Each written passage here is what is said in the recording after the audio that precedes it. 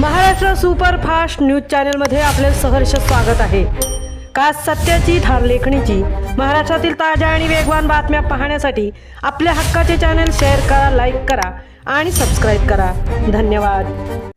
Roha railway स्टेशनमध्ये इंडिकेटरच्या अभावामुळे हजारो रेल्वे प्रवाशांचे हाल। रोहा रेल्वे स्टेशनमधून दररोज 50 रेल्वेच्या गाड्या धावत असतात।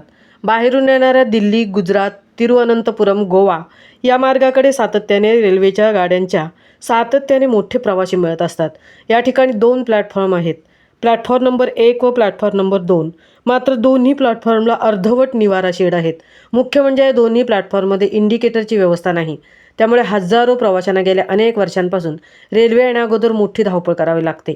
विशेषतः ज्येष्ठ नागरिक आणि लहान मुलांना घेऊन एका ठिकाणाहून दुसऱ्या ठिकाणी अचानकपणे जाणे शक्य होत नाही। या रेल्वे स्टेशनला अनेक वेळा GM आणि DGM भेटी देत असतात, मात्र त्यांना प्रवाशांचे हाल दिसत नाहीत। दोन्ही प्लॅटफॉर्मला पूर्णपणे निवारा शेड नसल्यामुळे हजारो प्रवाशांना उन्हाळी व पावसाळी मोठा मनस्ताप सहन करावा लागत आहे। या मार्गावरून दररोज हजारो प्रवासी प्रवास करत असतात, त्यातून उत्पन्नही मोठ्या प्रमाणावर मिळत असते। मात्र प्रवाशांच्या सुविधांकडे रेल्वे प्रशासनाचे दुर्लक्ष असल्यामुळे हजारो प्रवाशांचे हाल होत आहेत। त्यामुळे हजारो प्रवाशांमध्ये तीव्र नाराजी व्यक्त केली जात आहे।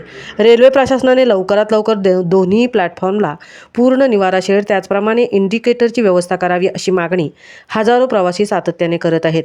मात्र त्याकडे रेल्वे प्रशासन दुर्लक्ष करत आहे।